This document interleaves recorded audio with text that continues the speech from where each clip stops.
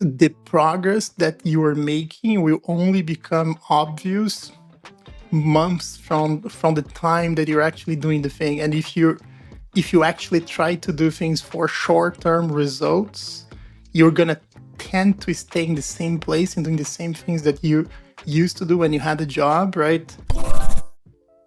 Hey, Luca here. Welcome to a new episode of the Refactoring Podcast, where every 2 weeks we interview a world-class tech leader.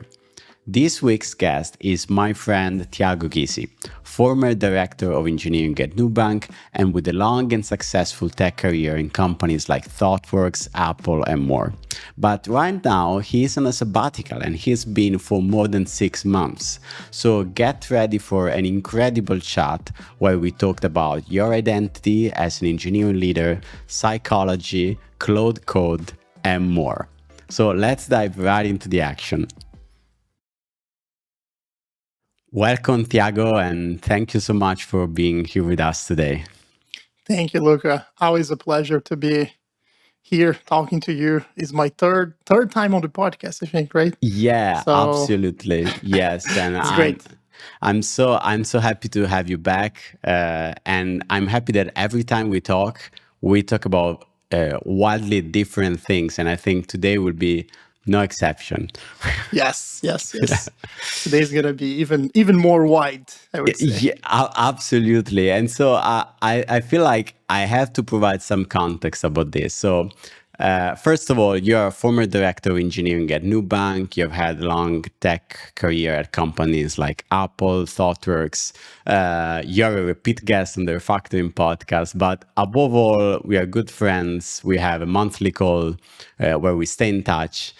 And the thing is, over the last 6-7 months, every time I got into our monthly call, I got more and more amazed at your journey, right? Because in May, you quit your job and got into sabbatical and paused your regular tech career, I should say, quote unquote. And we are basically here to talk about everything that followed that decision. Is that okay for you?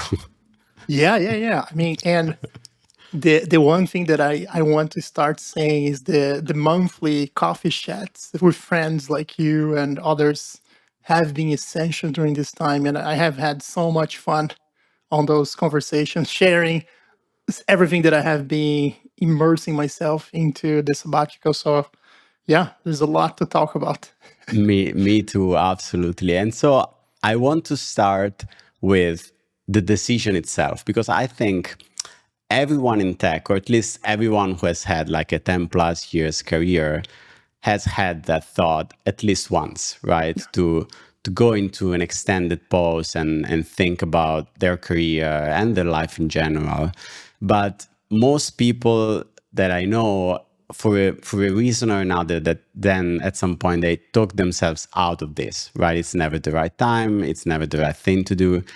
So Yeah. how was it for you? I mean, how did you talk yourself into this and made you think this is the right thing for me and it is the right thing right now? That's a great question. So I would say, I mean, you probably know, but I would share with listeners. I think it's like I have been in tech for 20 years, and I would say, especially over the last 5 to 10 years, I start to be really into, I would say, financial independence, or like not necessarily financial independence, whatever, but on the topic of what if I can have enough to be able to take myself out of the job market for a couple of months, right? How much money do I need? Like, what do I need to do to prepare? And I started to read about people that would do like sabbaticals, or would do the Camino de Santiago, or like Yeah. they would take this time to do some reflection, either like what they call a mini retirement, or like a trip around the globe, right? As many nomads have done, right? And I always had desires to explore things outside tech, right? Like I always had more books than I could read. I always had more, like, whatever. I mean, I always Yeah. had a very big curiosity, I would say. So that started to form over the last 5 years. And then when I was at Apple, I don't know if we talk about this on the podcast, I was like burning out, like working very Mm, intense hours. And then I was able to do like a 1 month in between jobs, mm, but mm. I could not do exactly like the sabbatical my terms at that time, Yeah, but I got to taste it a little bit, right? And then I think like after 3 years and a few months at Nubank, it felt the right thing to do, and but it was something that was cultivating on the background for many yeah. years, So what it was like long time coming. This you long time. gradually built up the confidence you feeling. I mean, while you were already at Nubank, maybe a couple of years ago, something like that, you were already thinking that this would be like the next step, the next chapter of your journey. Yes, yes. I think like it's not only like prepare, I mean financially, but also to build the courage and the confidence Mm, to be able to pull the trigger, right? Because it's never a great time. There's yeah. always the next promotion you're chasing, or the Yes. next round of like vesting that you still have on the table, right? So you're gonna Yeah. leave. But I think it's more about having time to decide what you want to do next. Especially for me, Mm, after almost I would say 20 years in tech, yeah. working nonstop. I mean, moving from Brazil to the US, then moving from IC to manager, right? Manager, director, and always chasing the next thing and always putting like 10, 12 hours a day on my job and reading Yeah. everything about career. I felt it was a good time to explore. And I think Yeah. the AI Yeah. hype and like not having enough time as a manager, as director to go as deep as you wanted because you had so many other things to do. Yeah. So it felt it was a good time, but it is hard to explain. Yeah, I can totally feel that. Also, because I think on a rational level, many people understand that that would be a good thing for them. But then I think there's always something that is lacking in terms of a specific trigger, that at a given point makes you say, okay, now this is the time.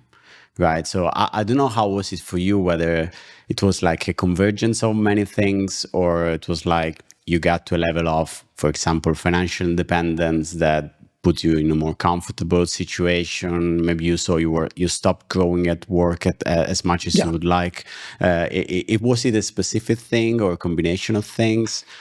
it was a combination of things. I would say that when I joined Nubank, I already was planning, I already was seeing the not only the financial, but I already had the exit in mind, right? I already had Hmm. like a time frame. I already had a time window in mind that okay, after this time, I think it's gonna be a good time and it's gonna be enough. And I think there are things that there were things that actually made me pull the trigger. And I think like in the case was like I was not feeling that I was growing more, and I didn't feel that I had something to. I was not feeling that I was learning on the day to day, and there was Yeah. not a clear promotion path to the next level.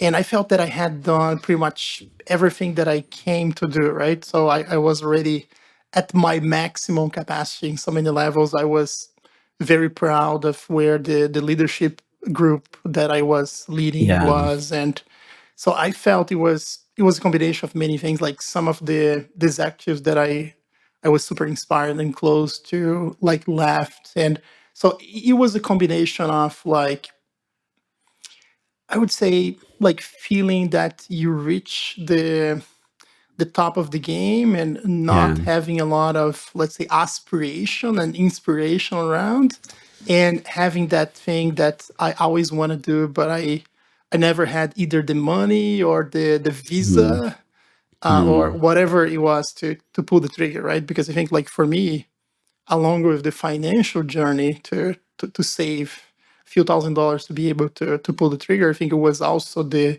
visa journey, right? Because I yeah. came to the US on a H-1B visa, and I don't know Yeah. if many listeners will know, but whenever you are on H-1B, you cannot stop working for more than I think 30 days. So it's Yeah. like you have to return to your country if you do that. So I had to Yeah. conquer the green card and many other things. Like it was a combination of many things. It was the career learning growth. It was the moment of the company where I felt I was not having Mm, as much fun as I had in the first couple of years. It was like, yeah, it was the time frame, man. yeah. Yeah. It makes a lot of sense. I mean, it's more like all stars need to be aligned to give you like the conviction and the comfort for this to happen. And then you Yeah, do it. And there is a quote I love about sabbaticals that says that it's not a true sabbatical if when you start, like you have to start without having plans for what comes next, basically, right? And so how was it for yeah. this? Did you know, had you had an expectation about whether what to do next or how you'll be spending your time? Did you plan for what needed to happen during this time? Yeah. I mean, I would say I had some high level things on my bucket list that I want to do, Yeah. right? Like I think like the big one was the Camino de Santiago in Spain. That was Mm, something that I had read and watched so many yeah. videos of people that did the it's almost like a long hike, long kind of like backpacking almost, right? Yeah. And Yeah. but I think like that was one thing, but there were other many things that I want to do, like read as many books as I wanted, right? Like explore other areas, like so I had a long list of things, but I think like the main thing that I learned, especially on the first 2 3 months, was that even though I had all the Yeah. time that I could have wished, like I would not be able to get to everything that I wanted, right? So I had to Mm, pick a few things here and there, and I think I learned the hard way that creating a routine that is really sustainable for the sabbatical is very important because it's mm, so easy for you to go back to the grind, right? Or mm. spend time in social media, or so you need to go back to what like what exactly do you want? What exactly like are you gonna get most out of it? What do you want to do Yeah. right now? And like as I was saying, it's like the initial quest almost was like, oh, I want to play with AIs. Like there's a lot of the rational mind is like, what is the obvious thing that an engineering director would do on a sabbatical at the moment that everybody's Yeah. talking about AI, right? But I actually found myself reading a lot more psychology books than AI, Mm. even though I played a lot with AI, and I think we're going to talk about Yeah, next, like absolutely. a bit. But I was gravitating a lot to other topics, and just later on, I could like, oh, that is something in there. That is something that whenever I don't have pressure, I don't have deadlines, my mind and my curiosity tends to gravitate towards that topic. What Yeah. is that, right? So I think that's something that the having the liberty, I would say, having the freedom to go around and not have the pressure to finish things also allowed Yeah. you to experiment a lot. Yeah. How easy or how hard was it to allow yourself to? I mean, if I think about myself, I'm afraid that it would be hard for me to basically allow myself to spend a Yes. lot of time on things that at least at the surface level look Yeah. different from what my own, let's say, identity is associated with. I think you said something important at the beginning, like thinking about what an engineering director would do, like Yeah. with your How the spare time. shoots, right? How the Yeah, shoots. how they should exactly. Yeah. And did you have to come to terms with the fact that you were not spending the time as an engineering Yes. director would? Yes. It is almost like losing your identity in so many ways, right? I think it's Yeah. like I think you have to let it go because I think it's so easy for us, especially for us in tech, the engineering mind, the productivity mind, right? The rational mind wants to do the things that like everybody can see that are progress, right? All the new apps you're building, like whatever, like all the related AI articles you're like consuming and the concepts you're Yeah. understanding. I think that's the logical thing. That's like, oh, you use the sabbatical to grow in your career, like all Mm. those things that make a lot of like, if you think about growth on the career path that you were in, that makes a lot of sense. And that's what a lot of people do in vacations, like take the time to read that book. And but I would say the main thing is to let all the shoots go and to Yeah. follow whatever you want to do. And I think I learned very early on, Luca, that I would be super frustrated with my days because I could not get to enough things. I could not be productive, right? I would Yeah. look back as like, oh, I had 10 hours to read, but I was able to read only 2 chapters because I was distracted. My mind was going. And initially it's like, this is not gonna work. But then I learned that like there is a limit of how much you can read, how much you can do for one activity. And I Yeah. actually found that is a lot more rewarding when you mixing like a range of different activities. You don't try to do, let's say, one topic or one project in one day or in one week, right? But you Yeah. slowly make progress in a bunch of them. But yeah, man, I think it is the detaching yourself from your work identity and from what used to get, like what you used to be rewarded on the on the corporate, I would Yeah. say, or on the tech scene, right? So it takes a while for you to like, oh, I'm no longer the engineering director at Nubank. I'm a nobody right now, right? Like, and or I'm Thiago, but I don't know like what I'm doing. And if you look from the outside, looks weird because whenever you look with the lenses of the rational mind or what we tend to look in terms of productivity, and Yeah. it was not what I was doing, right? So Yeah. it's easy to be frustrated and happy at the same time. But when I Yeah. look back over the last, I would say 7, 8 months of sabbatical, I had joy every single day. I was so happy to be doing those things. It's like, but when I put my, I would say, executive hat on and I look, what did you do? What did you Yeah. accomplish? How many books you write? Or like I had so many, like another goal for the sabbatical was to write a book or to Yeah. like to be churning content, right? But I also Yes. realized that was not giving me joy and I was not gravitating towards that. It was more Yeah. the shame mentality. It was more like I would do that because I was ashamed of spending time on things that I wanted, but I was afraid to Yeah. share. I was afraid to say, "No, what? I spent all this time on the sabbatical, but I didn't actually learn much or didn't actually write much." Yeah. Now, this is so interesting. And you said at the beginning, at some point, that we're attached to, we are attached, I think, in tech to this notion of progress in our careers. We need to think like we are Yes. trending in a positive direction.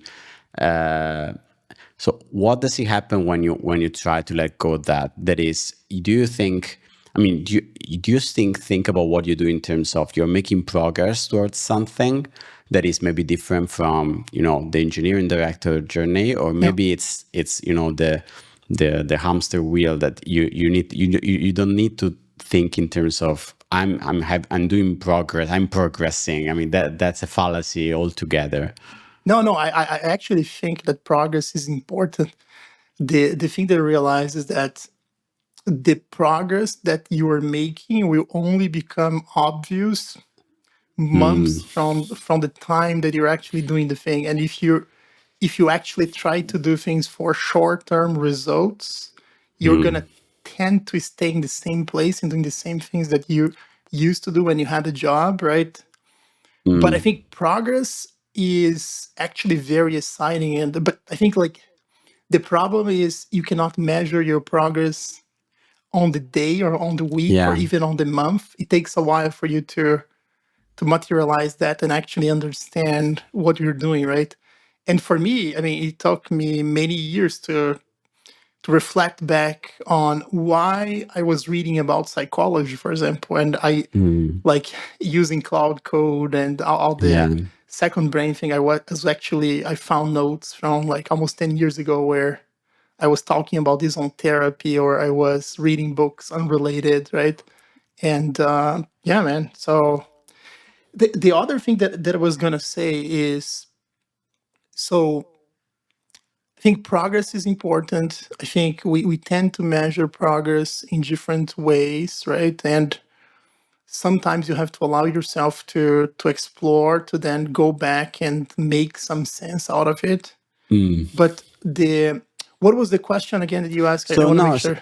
no. I mean, I think you said something interesting here. I think if you say you can measure progress only backwards in many cases, right? Mhm. What do you have some like leading indicators of the fact that you're spending your Yes. time the right way? I mean, Yes. what makes you say this is a day that has been well spent? Maybe you don't need to think of it as a productive day in the Mhm. traditional sense, but you know that you've not been like too lazy or procrastinated things. I mean, what in this new world, what makes you say this is a good day for me? I would say is like, at least for me, okay, is like I need to feel that I exercise my mind to exhaustion. Like, so it is like, you know, that feeling that you get after Perfect answer. 2-3 hours of reading is like, I Yes. think I need to have that. I think I need to have a lot of questions at the end on a topic, right? And I think like ideally more questions than answers. And I think like I also need to cultivate like a sustainable routine. Is like, I think is like, for me it's very easy to grind, right? To stay very late, like, and to sacrifice sleep or to skip a day of exercise. And it's almost like you need to find a routine where you're able to do whatever you always want to do on the sabbatical, right? I think like for me was always exercise the mind outside tech, even though I love programming, I love coding, I love like everything that comes with like software engineering. I love, and I think you get the more you know, the more joy you get out of it, right? But it's like exploring those other topics in a way that you're not procrastinating. I think a bad day would be where you did a lot of small things, but you didn't touch the surface, or you just stay at the surface level in all of them. Mm, I think a good day is you actually went on something deep that you could not find an answer, and you actually had you actually went beyond the surface on whatever you wanted, right? yeah. And for some people, I think the sabbatical might be about exploring art, or like, or I don't know, Yeah. physical challenging things. And for me, it was always about the intellectual life, right? Yeah. So the recipe, to wrap up, the recipe I'm getting here is that you follow your curiosity without limiting yourself to definitions of what you should or should not look into. So in a way, you chase the momentum, the excitement that you create for yourself. You exercise your mind to exhaustion every day. That's the goal. And then you connect the dots backwards. You trust that by doing this, you are doing something that is interesting and will make sense in retrospect. Yes, yes, 100%. I I love think this. there is something that I listened to a podcast recently, the Knowledge Project. I don't know if you know Mm. that podcast, and the Yes, guy said yes, something about what is that, clean fuel versus what was the, so there is like different kind of I would say food that you use to run the engine, right? And there is yeah, the clean one, and there's the dirty one, right? The dirty one yeah, is you're doing things because you have a deadline, because you're mm. gonna feel guilty, or because, and the clean one is you do it because there is a like an overarching goal, or you're actually working on something bigger than yourself, or like there is no, it's very hard to explain, but I think is a mix of those things. Like it needs to be something that you're not necessarily doing because you're ashamed of, or because Yeah, like that those are the things that people would say you should do, right? I think it's like yeah, you really need to want that, you really need to be exploring that, because truly inside you actually feel that topic or feel that project, whatever is something you want to do, not because you're getting external pressure. I mean, it almost needs to be inside out, not outside in, Yeah. right? Yeah, and I totally agree. And speaking of like understanding yourself and doing what you think you should be doing, uh, like basically every smart and curious engineer I know, you have been using Claude Code to run experiments, right? But Yeah. since you're not an engineering director anymore, as we know, you're not using that to build stuff or to build products, but Mhm. to understand yourself. And you told me you've been taking a lot of notes. We are both like fellows of second brain culture. And but you told me you have been analyzing like more than 30,000 notes and files Yeah. across more than 15 years, which sounds Yes. insane. So 20 years almost of things. wow. I mean, what did you find through that? And even how did you do that? Yeah. So, I mean, first thing is like I'm actually using Cloud Code to build some apps as well. I just did the iOS app. I'm doing a few like vibe coding a few things, especially things that I want that don't exist. But I'm Yeah. not doing that on a weekly basis. I built like over the last 7 months. I did 2 apps, Yeah. so it was not in very simple apps, right? Yeah. But I think that my major project is this second brain on steroids project that is basically the idea of what if I convert all my notes, all my interviews, all my emails, everything that I have to mark down, and I Yeah. put that on a repo where I can run Cloud Code to Yeah. help me on my self-discovery journey, right? So what I did, I mean, it started with I was always a Evernote user. I think I Yeah. started using maybe in 2000, I don't know, maybe 2011, 2012, probably. Yeah. And I have been using, but I would say 2017 was when I did the building a second brain course with Thiago Yes. Forte, and I became, let's say, very obsessed about the principles, discipline of note taking, highlights, all those things, right? So it started with like, oh, let migrate my Evernote second brain to Obsidian, right? Because Yes. then I can have everything marked down locally. And then let's see, I mean, what Cloud Code can do. And I was amazed at that, right?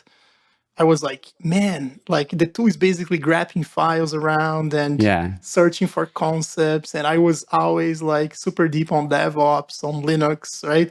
So it's Yeah. like the fact that I can see some, not all the magic that's doing, and the fact that I can guide because I know how to use the terminal very well. I know all tools, I know things. Yeah. It made me so powerful, man. So it was a Yeah. combination of, and then I start to go so deep on this. Then it's like, okay, now I need to put my Apple Notes.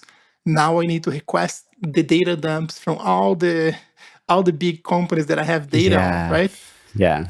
I had a lot of data on LinkedIn, a lot of data on Twitter, a lot of data on Gmail, and I end up like with Cloud Code, just like reading those data dumps and extracting things in Markdown. Like for example, I Wow. got my Gmail dump. It was 20 years of emails, and I got Cloud Wow. Code to parse all the emails that I ever sent, right? Because there's a lot of trash, there's a lot of like spam, a lot of things that I would never read, right?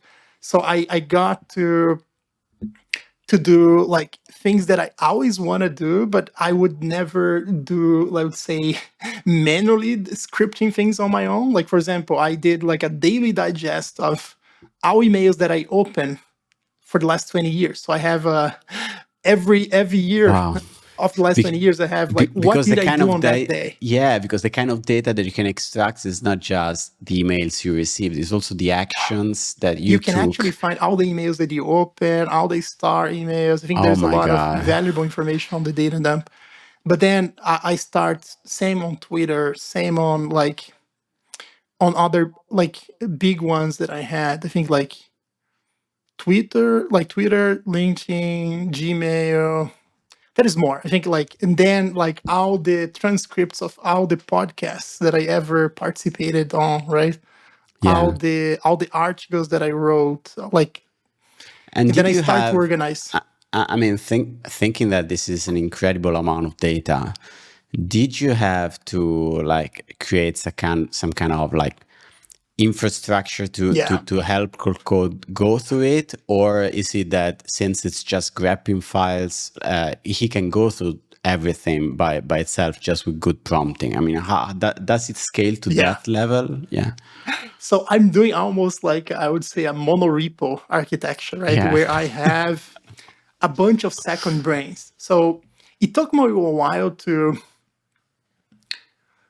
organize that way. And I don't know if that's the most optimal way, but I like to have those second brains separated in some way, because then I know, like, oh, what I have on my Gmail second brain versus what I have on Yeah. my Evernote, where I have on my Apple Notes.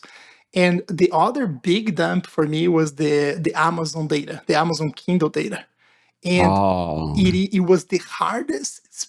I probably spent 100 hours just parsing and making sense of all the Amazon data, because they not because I use Kindle a lot, right? I have a lot of Kindle books, a lot of notes, and they have the Whisper Sync. I don't know if you heard about the Whisper yes. Sync has output of a CSV that's like 100 megabytes in my case, and but it is like the files are spread across maybe 60 different CSVs. So it took me a while to parse that. And without Cloud Code is the kind of project that I Impossible. would never be as invested. I mean, I probably could do, but it would take me weeks or months, right? In Cloud Code, I did in a matter of, I would say, week. Even though with Cloud Code took me a couple of weeks, right? Yeah. So I'm basically doing like a monorepo where I have small repositories of knowledge that are contained on a context.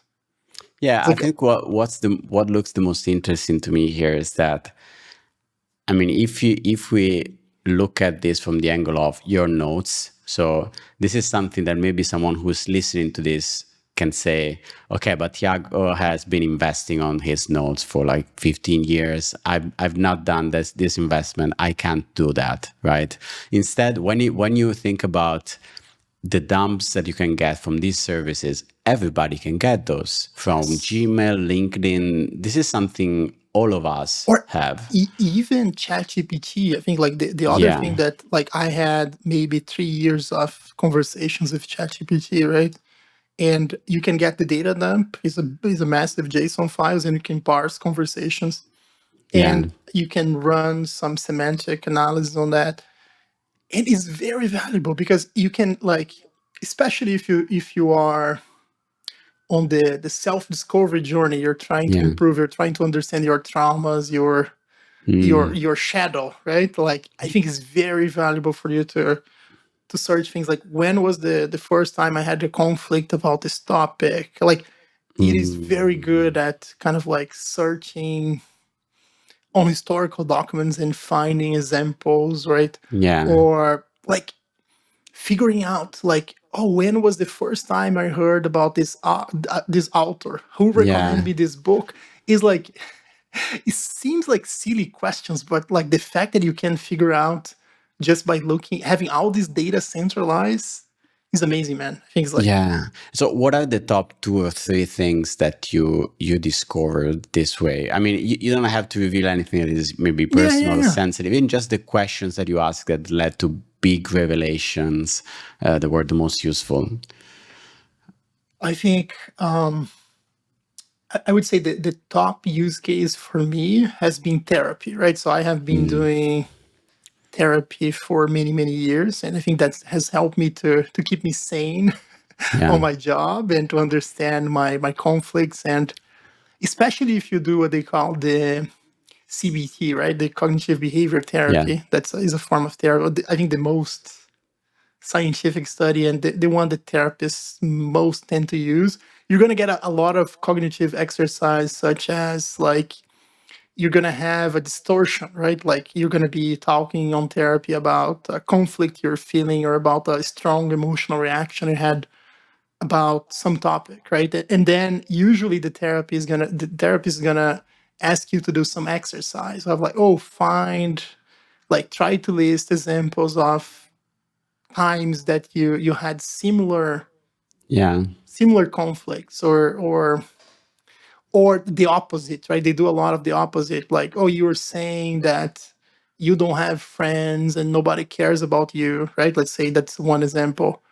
uh, Tell me about times that people send you messages or ask about, and then you can actually invalidate your beliefs, right? So I think like the top use case for me has been to find those examples and to also find, let's say, when did I first became interested on a topic, what do I have on my second brain about this topic, about, and it's like, and also to be able to write things, because then whenever you have, let's say, thousands of notes that you wrote yourself, it could be chat, it could be emails, you can like, you can start a draft and then ask Claude to pull quotes from my own writing about this, of things that I have said to friends or things that I have Yeah. written in my notes, right? Books I have written, like, I have on the topic, and it's gonna search. It's gonna blow you away because it's gonna search not necessarily only for.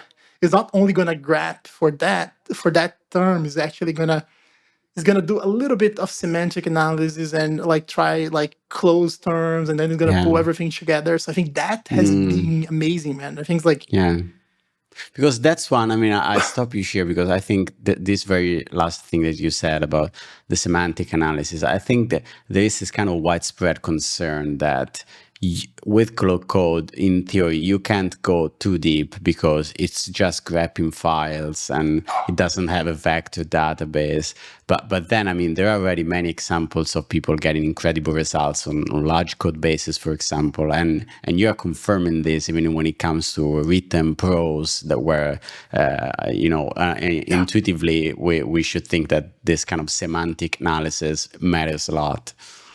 And I think like there is nothing blocking you, nothing preventing you from actually putting some vector databases on top of Cloud Code, right? And building Right. MCP for Cloud Code to use.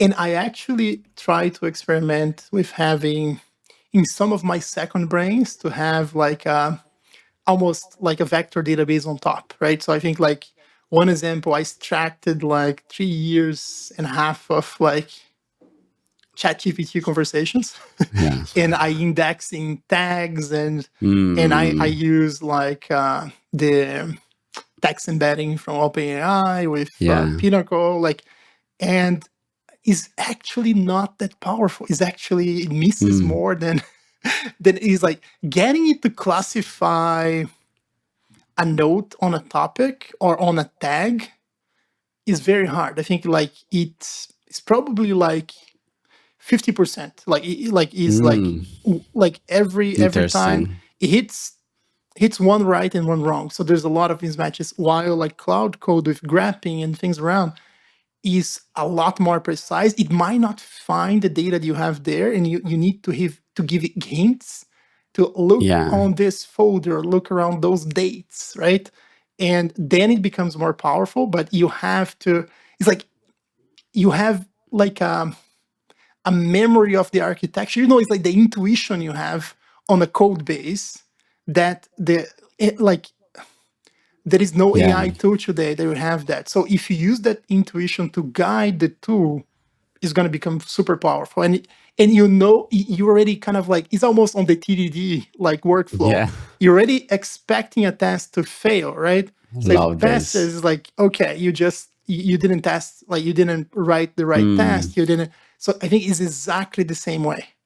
Yeah, I love this, and I can keep asking this kind of nerdy questions for on your setup forever. Another one that I keep thinking is, did you like just for now download like dumps of data from these services and analyze just those, or have you found a way to keep things in sync? I mean, I'm thinking of Gmail, keep Mhm. sending the new emails that you receive to that, or is there a way, do you think? I mean, are you thinking about this? Yes, yes. I mean, you.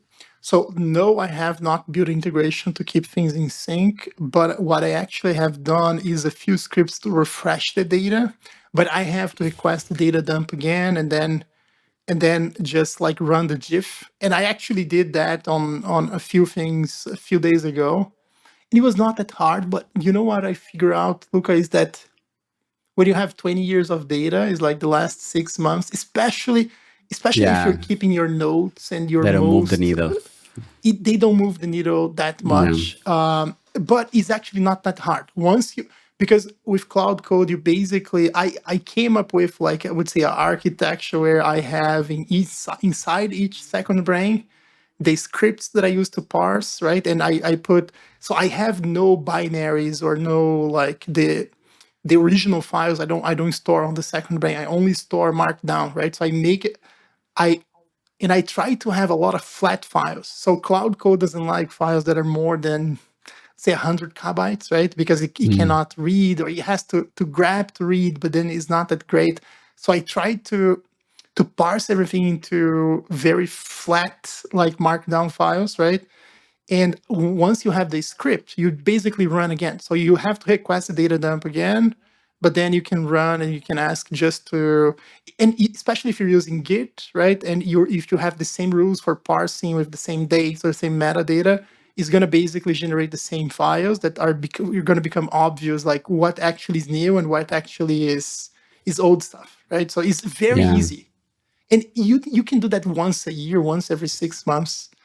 yeah, But I think the most important is getting the data dump on your second brain as fast as possible, and then figuring out what's valuable, what's not, and then if you don't find yourself actually leveraging that database, let's say, for things, you just maybe you archive it, maybe yeah. you, yeah, This is super fascinating. I mean, if you ever want to write or record like a deep dive about what you did and how do you set up everything and how you yeah. format the files to be easily digestible by Claude Code, I mean, count me in. Uh, I'm super happy to do this together because this is super interesting. Sure, man. I'm still figuring out. I made some big changes in the last week or so to have more.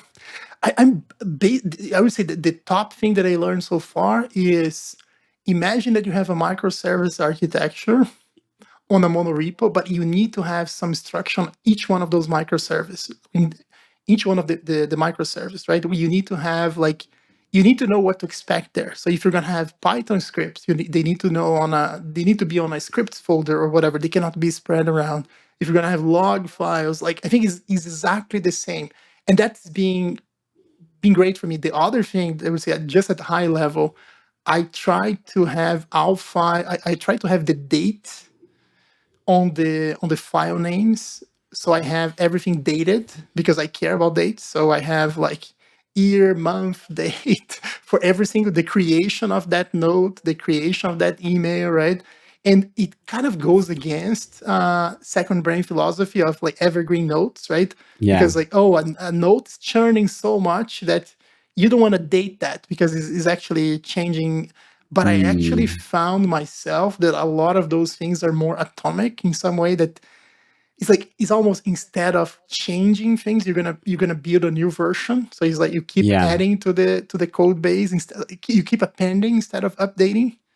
Yeah. And Yeah. because you have those records stored in time, it actually becomes handy for so many other things, right? Yeah. Like when you just updating and you don't have a clear record that when did you do that.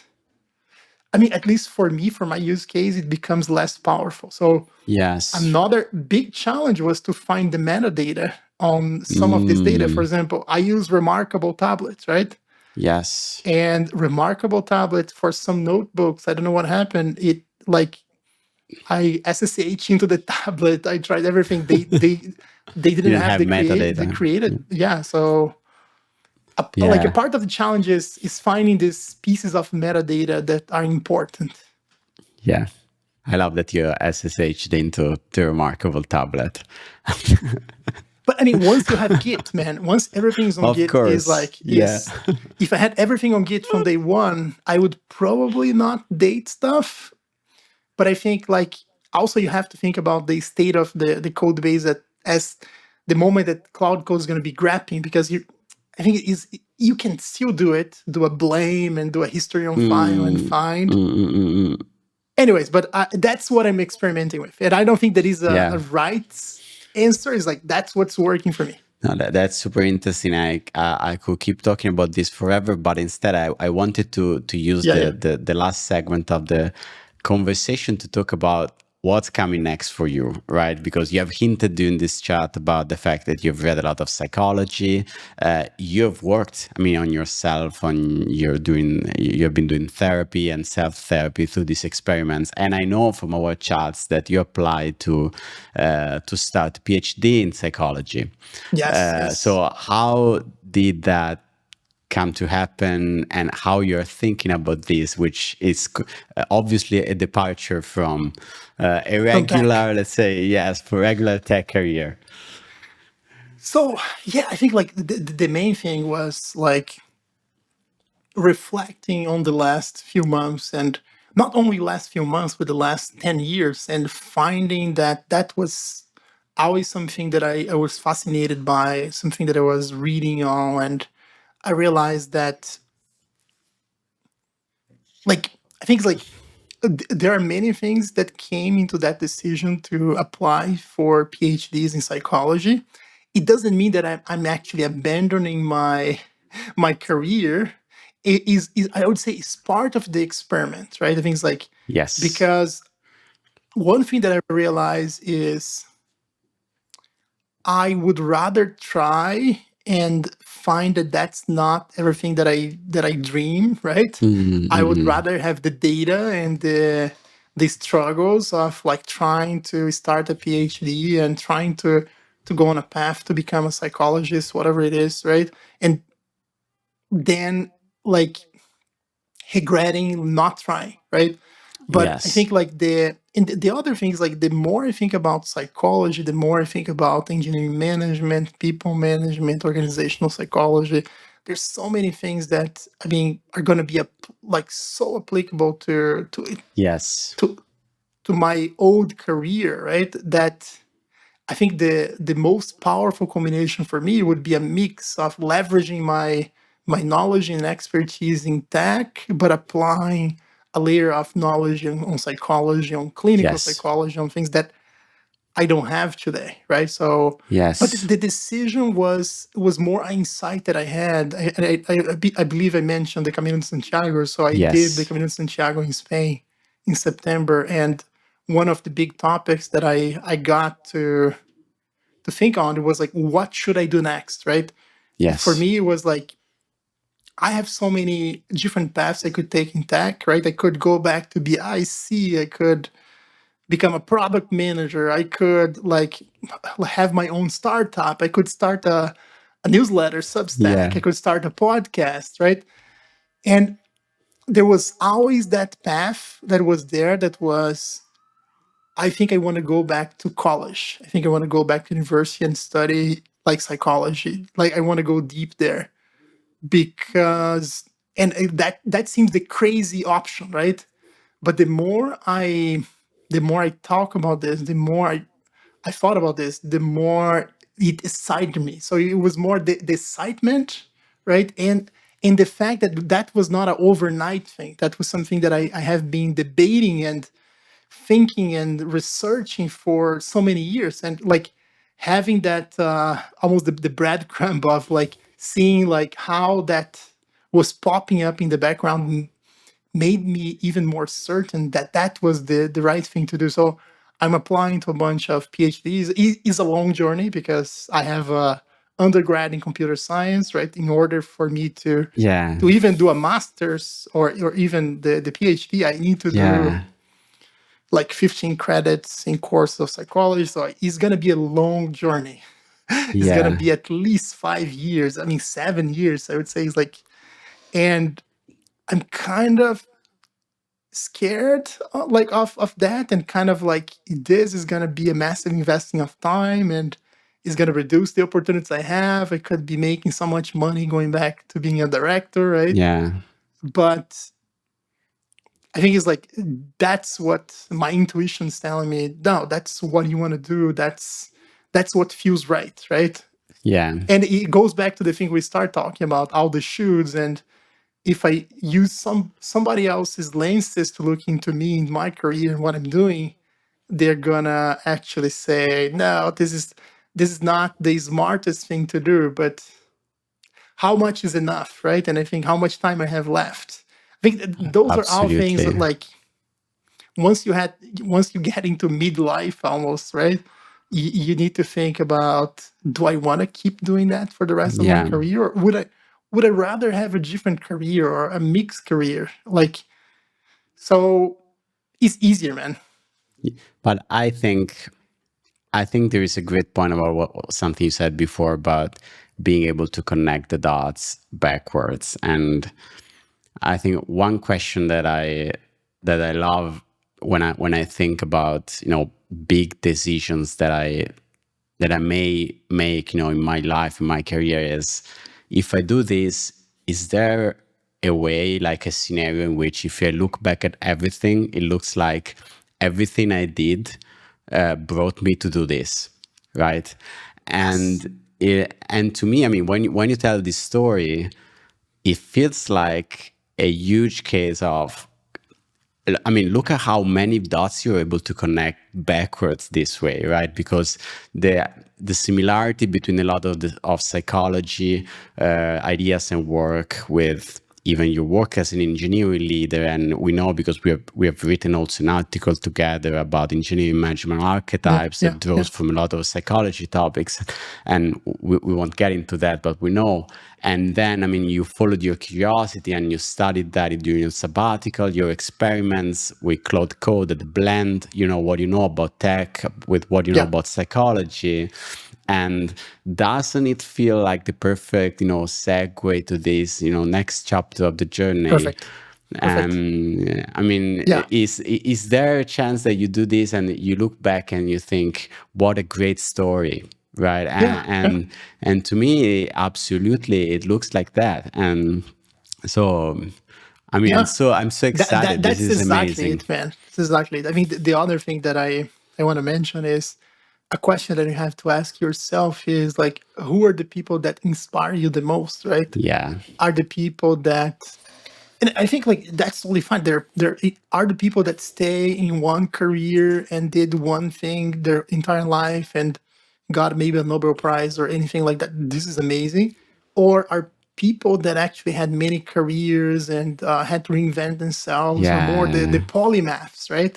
And yes, for me, it was always the polymaths, all the yeah, the people that work around. They worked for a number of years or even decades on a thing, and then they switch to something else, and they always yeah, connect back, right? And there is this guy called James Hollis. That's is one of the guys that I have been reading the most about. He's a Jungian analyst. So he's a psychologist right now, but he's like 80, 88 yeah, years old, and he was academic for the first 30 years of his life. Then he went to Zurich to study Jungian psychology, and for the last 40 years, he's been a very successful author and psychologist in Washington, D.C. And so that's a lot more inspiring to me than, like, yeah, let's say the entrepreneur is inspiring to me as well, but is a different, it hits differently. So I would say, ask yourself that question, right? And then I yes. think you're gonna be able to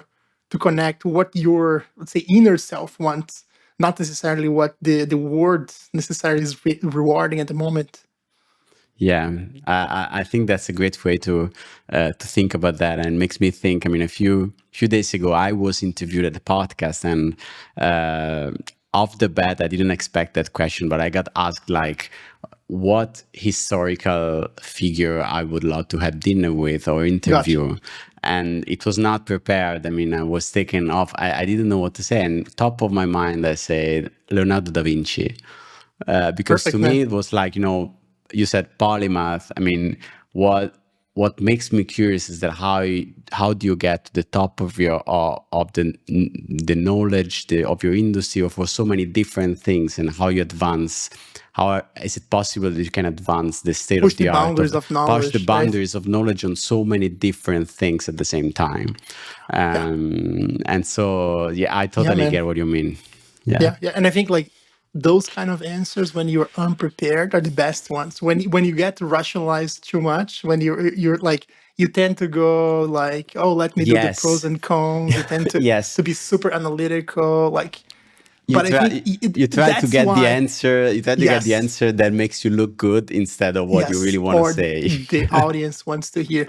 And the beauty of having, again, Cloud Code on a second brain is because you can see, I mean, at least in my case, I could see those people, those patterns, and those, Mm, I would say, like journals that I wrote about the notes that I had, right?